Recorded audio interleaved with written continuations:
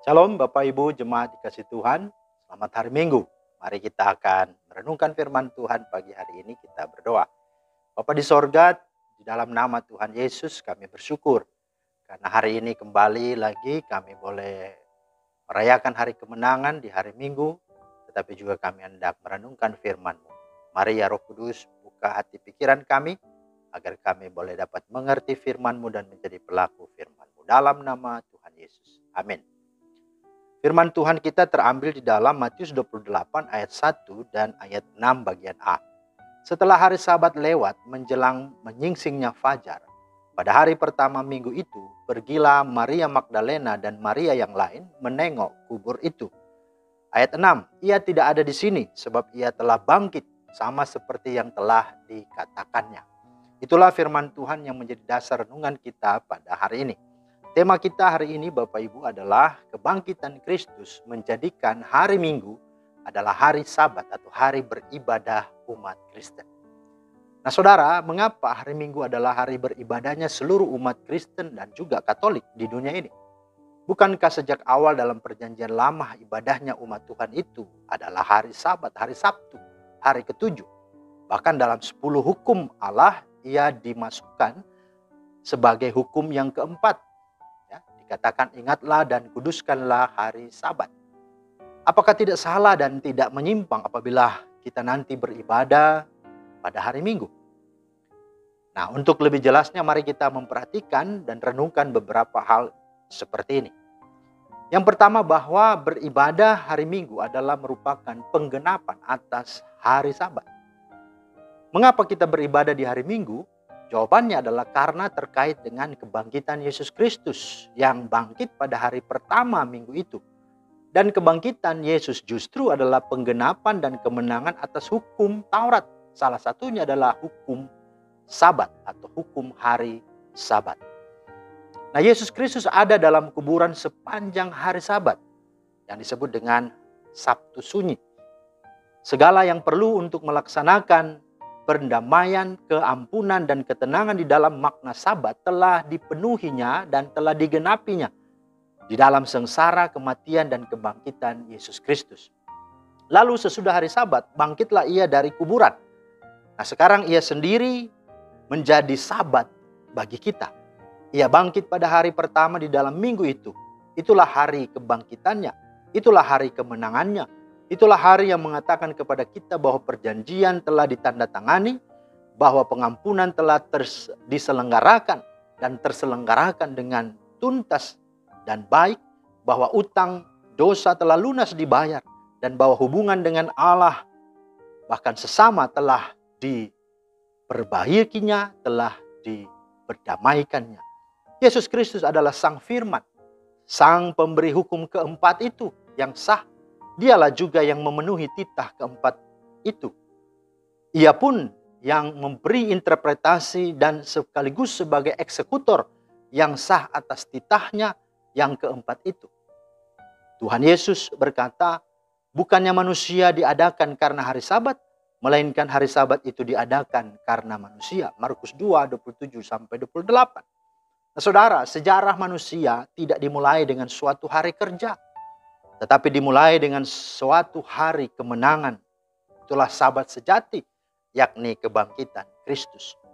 Nah hal yang kedua, mengapa orang Kristen atau kita semua beribadah pada hari Minggu? Bahwa beribadah hari Minggu adalah hari keintiman, hari kelepasan dan kemenangan serta pemulihan bagi umat manusia. Dalam perjanjian lama hari Sabat adalah nubuatan daripada Dia yang akan membawa shalom, membawa damai sejahtera dan kebahagiaan. Tetapi orang Farisi membuatnya menjadi hari kesukaran, hari perbudakan. Mereka tidak paham bahwa berita kesukaan, berita kelepasan, rahmat dan belas kasih terdapat dalam penetapan hari Sabat itu. Hari Sabat itu diberikan sebagai anugerah, tetapi orang Farisi membuat sebagai beban.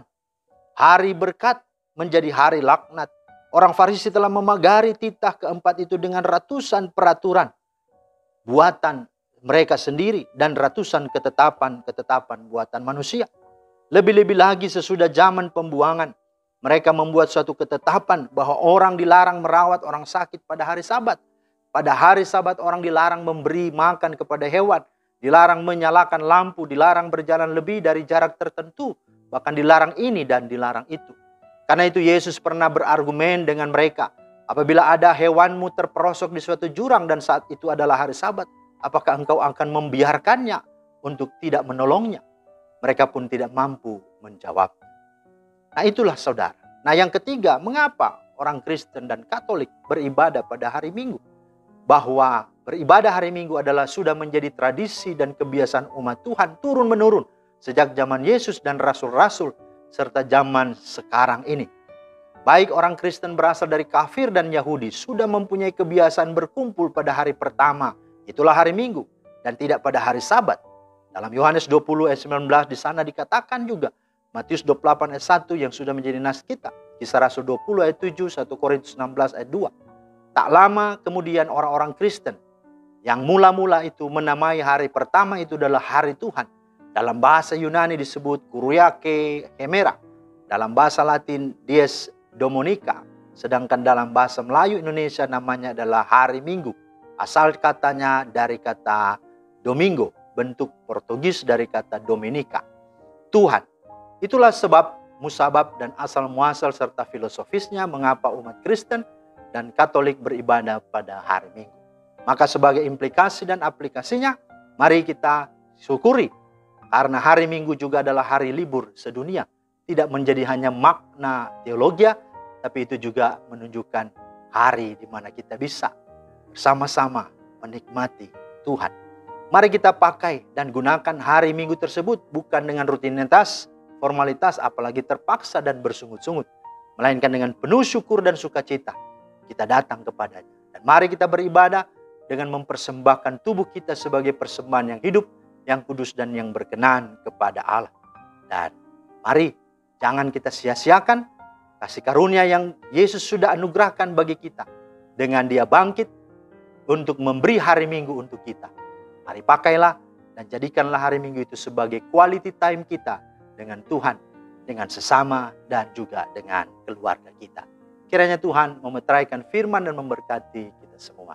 Selamat hari Minggu, Tuhan Yesus memberkati. Shalom. Terima kasih Tuhan atas firman-Mu. Kiranya menjadi berkat bagi kami dan kami sungguh-sungguh bersyukur dengan kami terus beribadah dan menjadikan hari Minggu hari perhentian, hari kami boleh bercengkrama, intim, dan sungguh karib dengan Tuhan dan dengan sesama bahkan semesta. Demi Kristus kami berdoa. Amin. Demikianlah firman Tuhan hari ini. Kiranya menjadi berkat. Tuhan Yesus memberkati. Shalom.